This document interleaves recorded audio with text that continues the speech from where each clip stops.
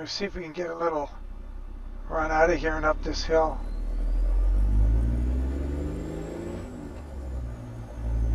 Nobody coming that way. Nobody this way.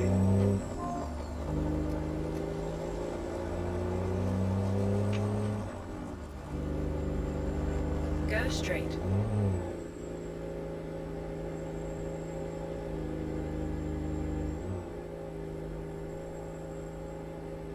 I think it's pretty soon we start to get into the snow starts disappearing. Yeah, that's pretty good traction. Bridgestone summer tires.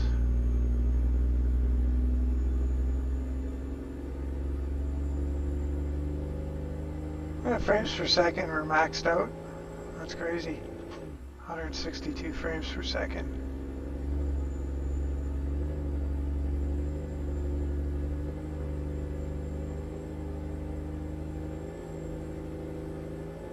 Oh, it's coming down a bit. More stuff to draw here, I guess. Sounds like somebody's coming up behind us. Yeah. Cement truck.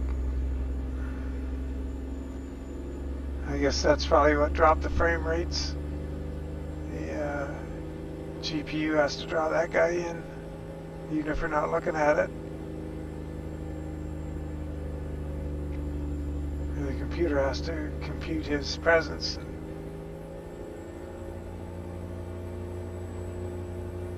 Well, let's get inside and see what this hill looks like.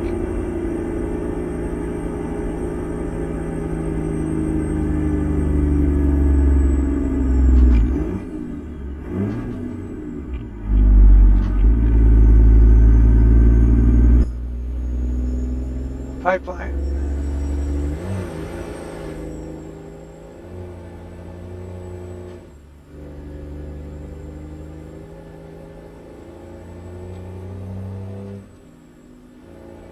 That's the other thing I gotta look at up is how they handle expansion and contraction on pipelines, because that's got me thinking now about how they do it.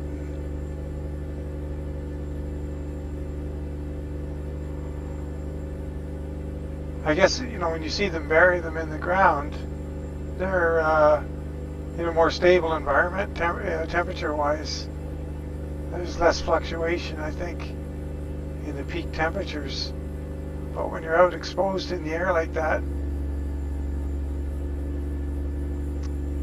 yeah, I wonder how much what factor the contents that are being piped have on the temperature of the line. Oh, there we go. Got somebody a little sporty something or other. Yeah, so if the contents are X temperature, how much does that influence the expansion and contraction of the pipe? Might be the answer right there. There's a bit of insulating wrap on the pipe. The internal contents will keep it safe. So that begs the question, what happens if there's a rupture in the pipeline somewhere, or for whatever reason, maintenance, something or other, they have to, oh, see, there's some of that understeer. There's going to be more here.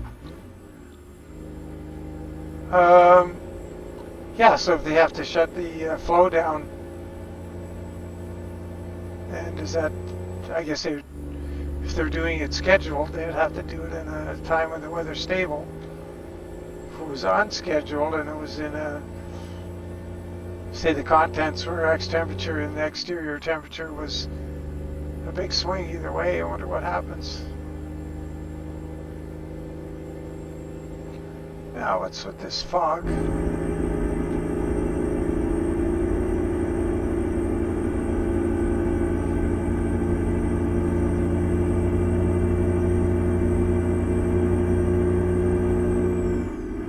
So you're putting quite a lot of steering input there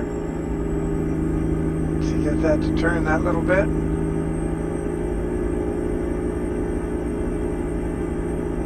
That wasn't too bad there.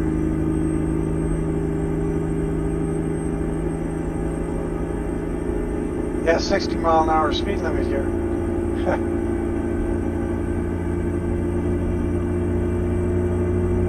there's a bunch of understeer there.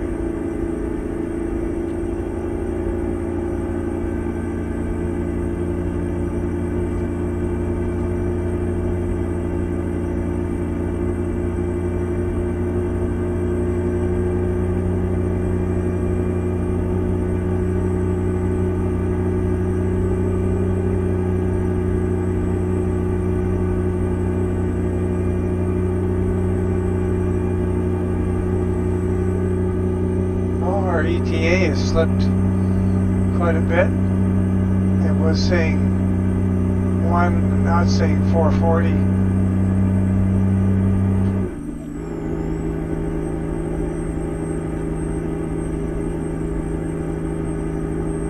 Oh, that is annoying.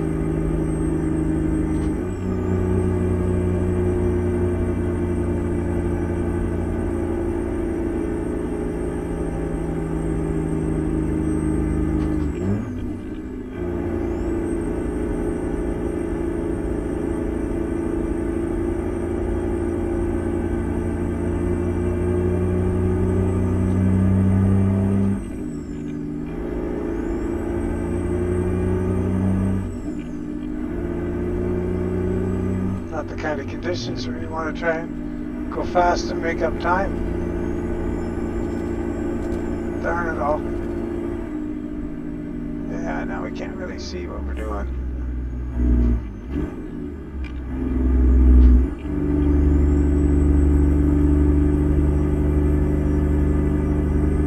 Old Impala.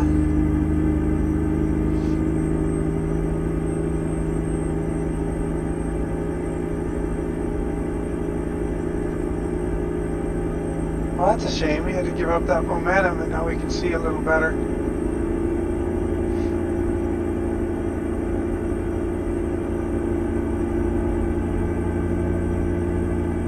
Yeah, this is where we're going to start seeing some pavement soon. There we go.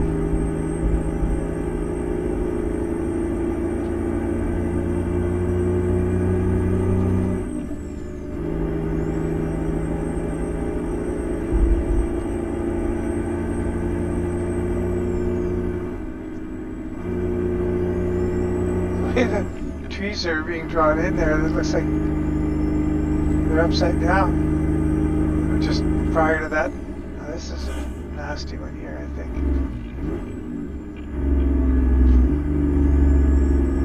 Watch some of these turns. It gets a little weird. Well, not weird, just tight.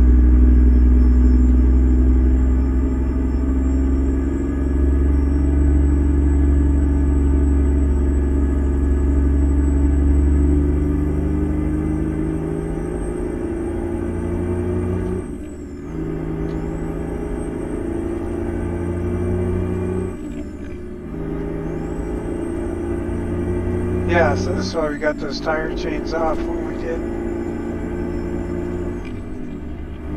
It's too far to go with them, I think. You don't want to be driving with tire chains on pavement.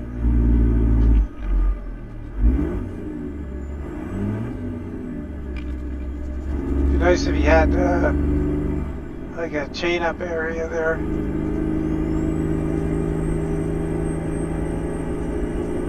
Well, I guess essentially that's what we did, but like you see in ProMod's Canada map, and I think in some of the Colorado as well, there's places where it says chain up area ahead or whatever.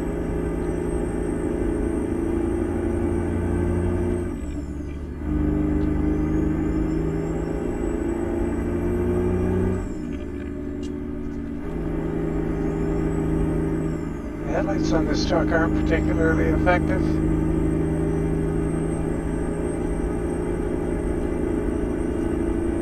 That's a high beams.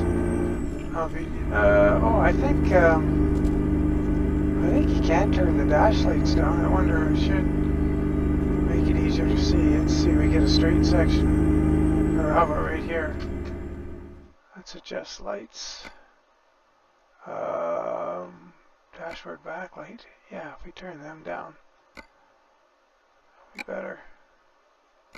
There we go.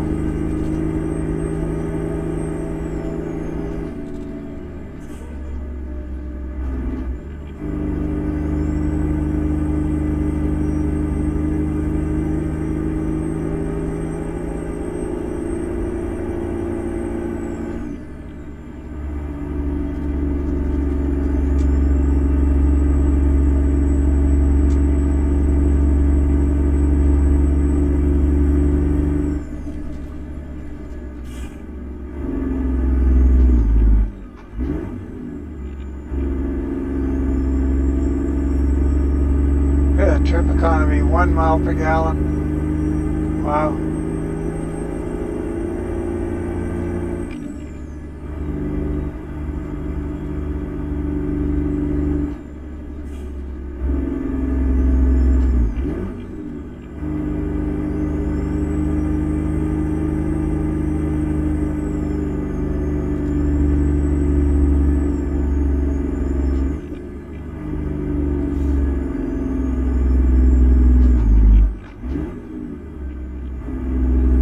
Nice about this trailer is, you know, it's tracking behind you really well. The way it steers. Oops, I didn't dim my lights for that guy. Sorry, bud.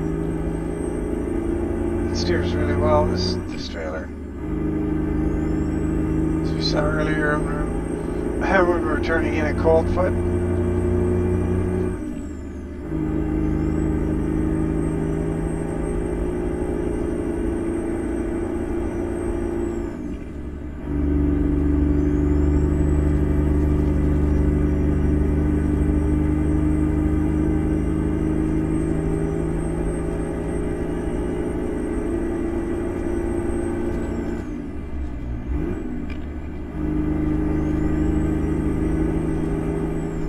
Windy bits. I wonder how windy. Let's see. It's not too bad.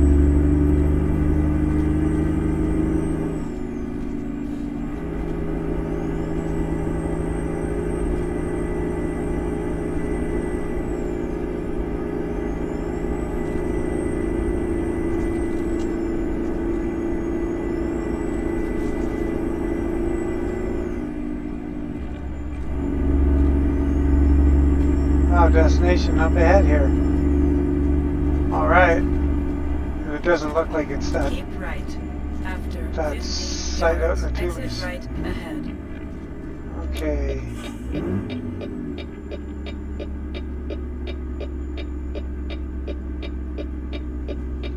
Exit right ahead.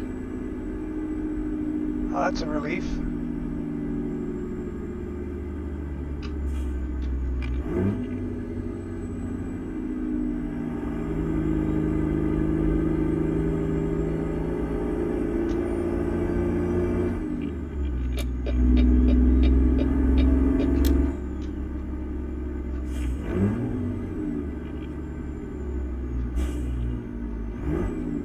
Go straight. Oh, we're just driving through Fairbanks. Oh. Let's change the scale of that map. Oh, rats. Thought we were almost there.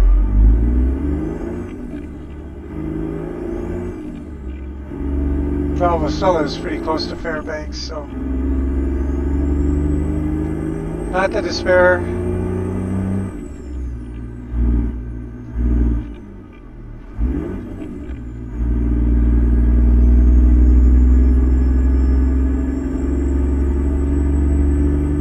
The home garage is down there on the right, if you have this map. It's kind of cool. It's an outdoor yard, but it's pretty cool how they have it set up. Keep right. After 50 yards, turn right.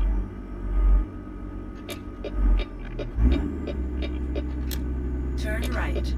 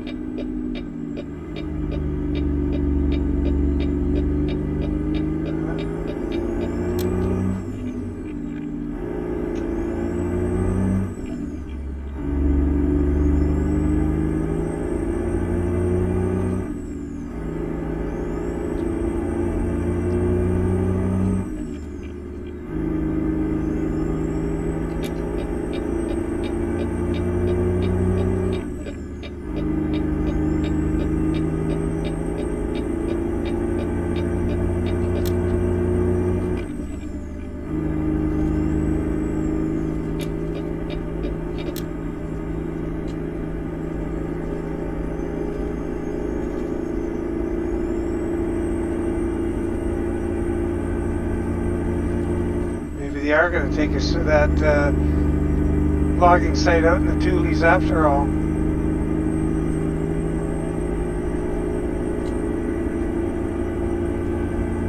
That'll be a gong show if that's what's going on.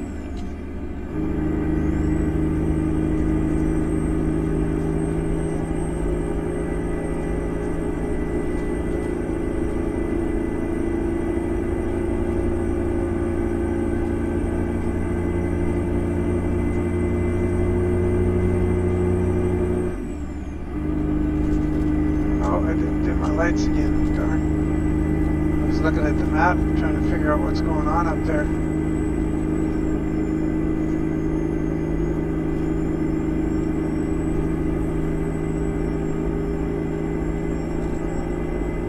Maybe a sharper turn coming up in a bit. I'll have to watch out for.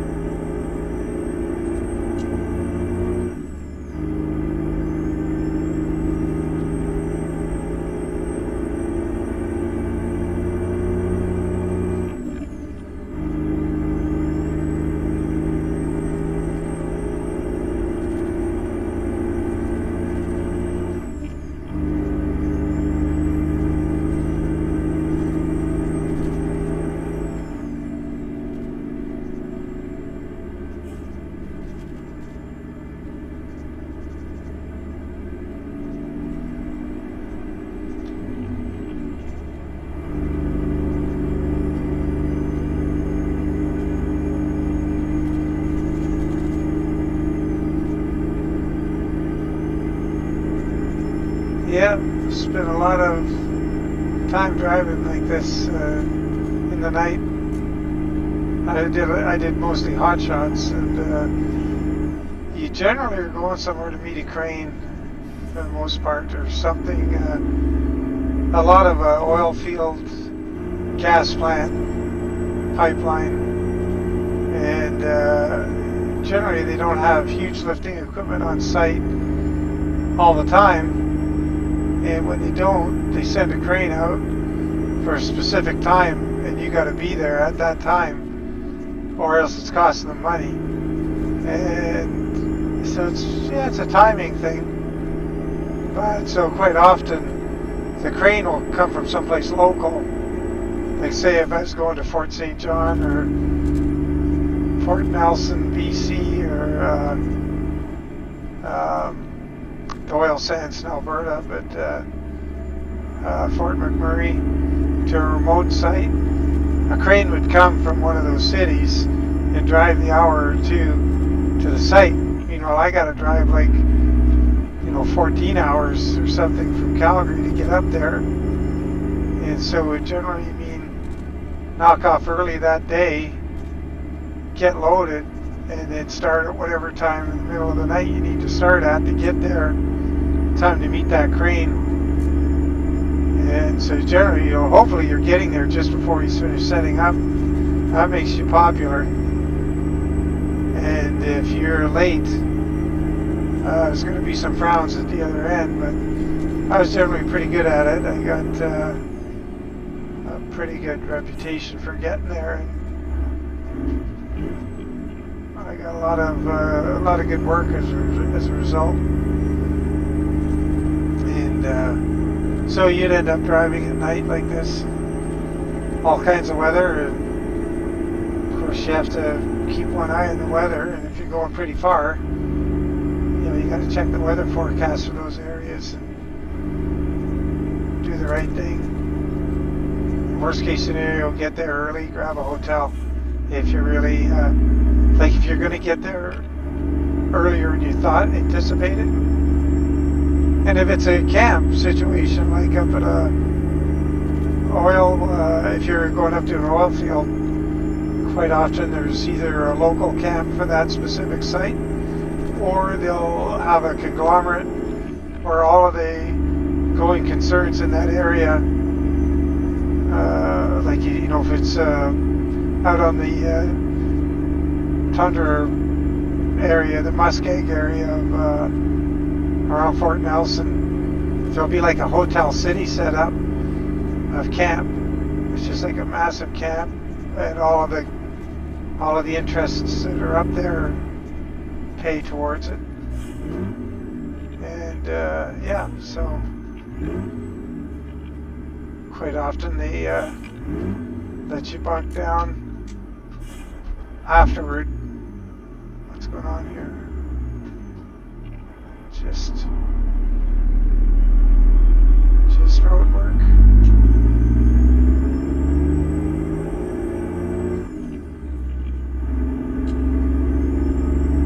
All right. Anyway, that was interesting job.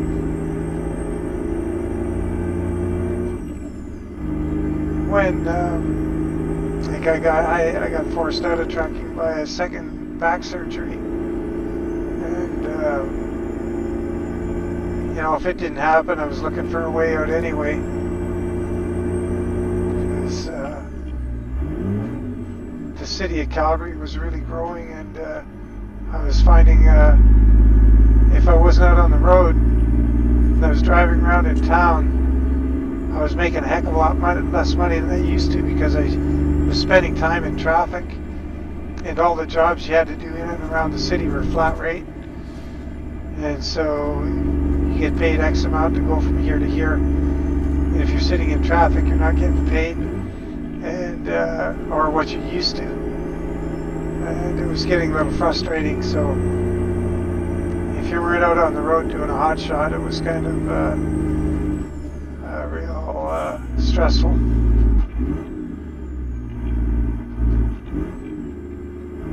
So when that back injury came along, it was time to go.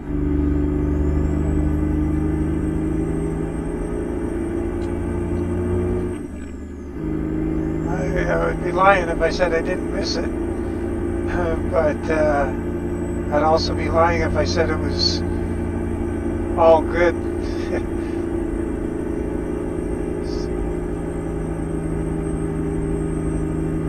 It's like anything with the passage of time.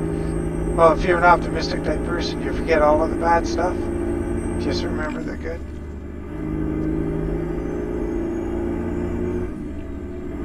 I think I'm going to have to break this video down into a third part. But I think what I'll do is I'll just split it right on the fly somewhere along here.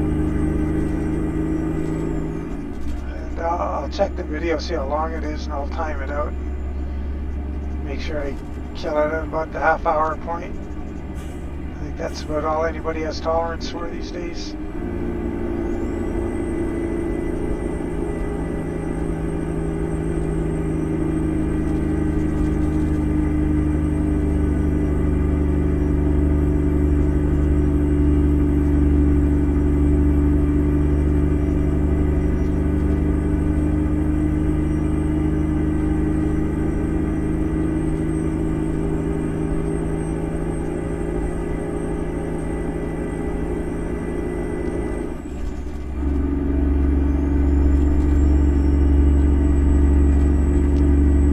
Yeah, I was doing it back in the days before GPS was a thing. You had a map and you had your memory and you had descriptions from the. Because a lot of the things that I had to go and find were not on the map. So, as in off-logging roads and rig roads and winter roads that are only open in the muskeg in the when they're frozen. So a lot of depends on some pretty good descriptions and your fellow truckers, of course, who you can get a hold of, and anybody who's been there before, if it's some specific site you've never been to. But a lot of it was seat of the pants. And, it may sound corny, but in this night driving like this and everything, and you're worried you're getting turned around, the North Star saved me a few times. Where I get out, look around, go, oh geez, the North Star's over there, and line it up with the Big Dipper the way you can. The tip of the Big Dipper, and you go, yeah, I'm off course, I'm going the wrong direction. You get turned around before it's too late. And yeah, it sounds funny nowadays, kind of quaint and weird, but that's the way it was. It was, this GPS thing kind of makes it a doddle. Anyway, I don't see the end in sight here. Let me just zoom the map out one more. Oh, I don't have one more. Wrong button. Yeah, that's all we got. So I'm gonna call it right here, guys, and then I'll pick the tail end of the trip up. So we'll just pick up. We'll be driving, and hopefully closer to our destination. Cheers. Bye for now.